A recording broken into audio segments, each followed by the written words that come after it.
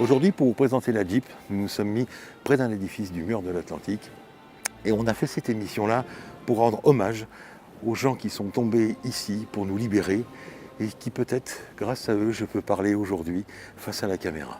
Parce qu'ils nous ont amené tout simplement la liberté.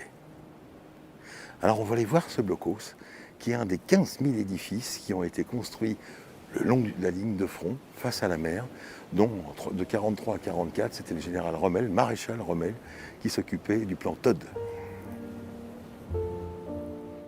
Donc le WN 89, WN, ce sont les initiales en allemand de point d'appui. Je préfère pas prononcer le mot parce que c'est une catastrophe en allemand. Ce point d'appui servait tout simplement à protéger les plages. Première chose. Deuxième chose, il y avait une vigie qui était sur le dessus du blocos et qui regardait ce qui se passait dans la baie d'Évé. Qu'est-ce qui se passait dans la baie d'Évé? Il y avait quand même des périodes de pêche à un moment donné. Et il fallait voir si les bateaux qui étaient là en train de pêcher étaient autorisés à pêcher.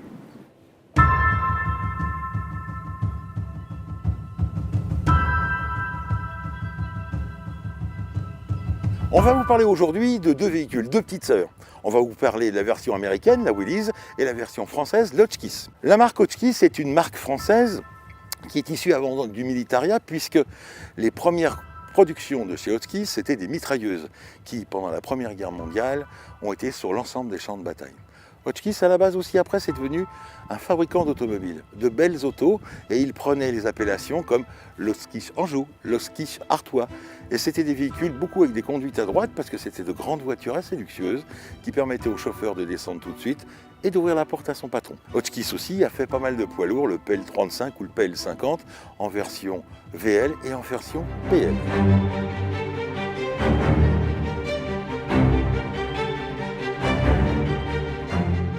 Pour présenter ces deux véhicules, j'ai fait appel à mon ami Jean-Jacques Roussel, qui est président d'un club. Et Jean-Jacques, parle-nous de ce club.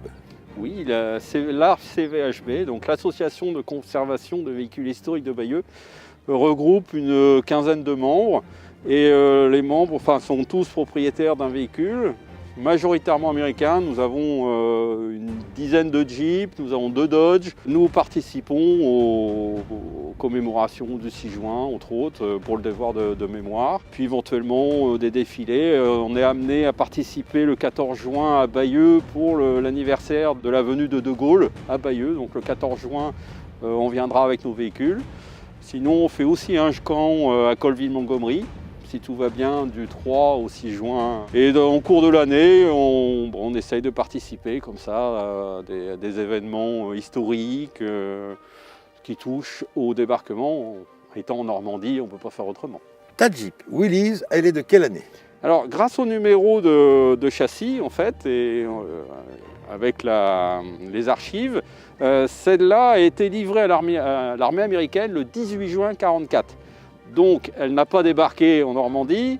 Et comme j'ai été la chercher dans le sud de la France, je suppose qu'elle a dû arriver par la Provence. D'accord, et débarquement de Provence. Débarquement de Provence en août 1944. Donne-nous, Jean-Jacques, quelques caractéristiques techniques de la Jeep Willys. Alors la Jeep, le moteur, c'est un Go-de-Ville de 2,2 litres, 60 chevaux. Sa vitesse de pointe était à l'époque de 105 km/h. Qui était déjà pas mal, surtout pour un véhicule militaire. Elle est en 4-2, enfin 4-4, on peut la mettre en 4-2, en 4-4. C'est une 3 vitesses avant, une marche arrière. Elle dispose d'une boîte de vitesse qui permet de diviser en fait la vitesse, donc on arrive à 6 vitesses avant du coup, et la fameuse boîte de transfert pour craboter le train avant. Qui permet de passer en 4x4. Qui permet de passer en 4x4. À l'origine, elle a été conçue aussi pour pouvoir rouler sur les voies de chemin de fer, d'où l'empattement qui fait 1,49 m, c'est pile la largeur des voies de chemin de fer. Donc on pouvait aussi adopter des roues de chemin de fer pour rouler, ça fait pile la largeur. Sinon après en consommation, c'est de l'essence malheureusement.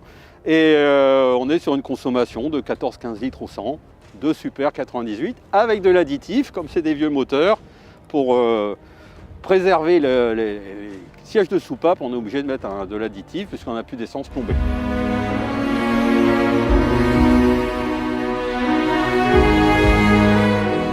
Donc là, mon Jean-Jacques, on se trouve au milieu des deux voitures, la Willys et l'Hotchkiss. Quelles sont les différentes marquantes? Alors, différentes marquantes, comme on en a dit au départ, ce sont des sœurs quasiment jumelles. Et esthétiquement, il n'y a pratiquement pas de différence, sauf pour les connaisseurs.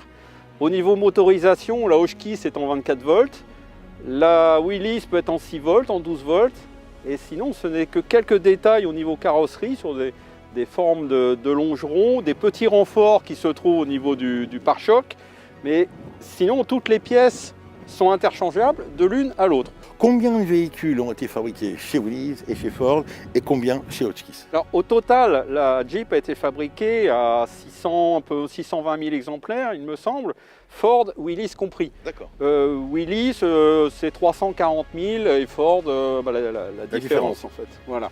D'accord. Et chez Hotchkiss? 27 614 Hotchkiss. Et Voilà. en plus, on a ici un modèle assez rare, puisqu'en vérité, à la base, c'est une Willys reconditionnée par Hotchkiss. Mais c'est une Hotchkiss. C'est une Hotchkiss.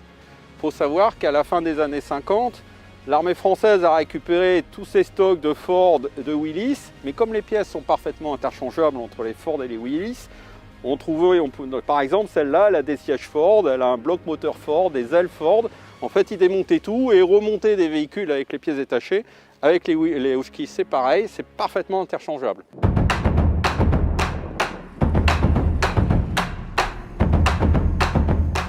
Dis-moi, mon Jean-Jacques, le pare-brise est abaissé, dis-moi pourquoi? Alors là, elle est en configuration basse silhouette. C'était la configuration combat. Ça permettait aux soldats de sortir rapidement de la voiture, éventuellement même de riposter sans être gêné. Et en même temps d'être très discret, la Jeep pouvait se cacher derrière une haie sans qu'on la voie. D'accord, ok. Tu m'as dit que c'était une Jeep de commandement. Oui, c'est une Jeep de headquarter, donc non armée, sans radio, non armée. Mais il y avait des versions avec une mitrailleuse au milieu, une mitrailleuse 50 sur monopode, qui était juste à côté de nous. On pouvait aussi avoir une mitrailleuse de 30 sur un support à droite. D'accord, oui. Voilà, à droite. Après, il y a eu de nombreuses versions équipées pour recevoir des brancards. Il y avait des versions radio, il y a eu une multitude de versions. Souvent, les mécaniciens régimentaires adaptaient plein de choses, des paniers, avec ce qu'ils trouvaient. Moralité, c'est un couteau suisse. C'est un couteau On suisse. a une base et à partir de là, on le fait évoluer en fonction des besoins de l'instant. Voilà, c'est ça. On pouvait même trouver des portières supplémentaires sur des véhicules de commandement. On pouvait trouver plein de choses. Le modèle type, en fait, n'existe pas. Donc ce genre de véhicule est arrivé à Omaha Beach et a été jusqu'à Berlin. C'est ça.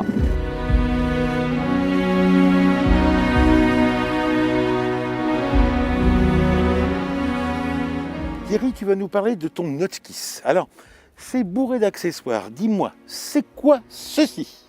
Alors, ceci, c'est quelque chose qui a été mis en place par les Américains après le débarquement, parce que quelques Américains, avec le haillon ouvert, se sont fait couper la tête parce que les Allemands mettaient des fils de fer entre deux arbres.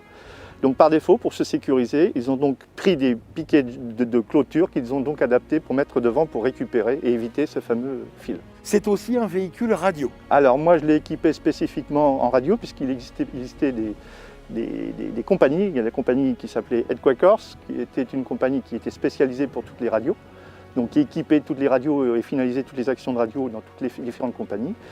Headquarters faisait partie de la Senior Corps. Es-tu embêté pour trouver les pièces? Est-ce que si des fois tu avais des pièces de Willys, on n'en a pas parlé tout à l'heure, c'est interchangeable? Les pièces sont strictement interchangeables.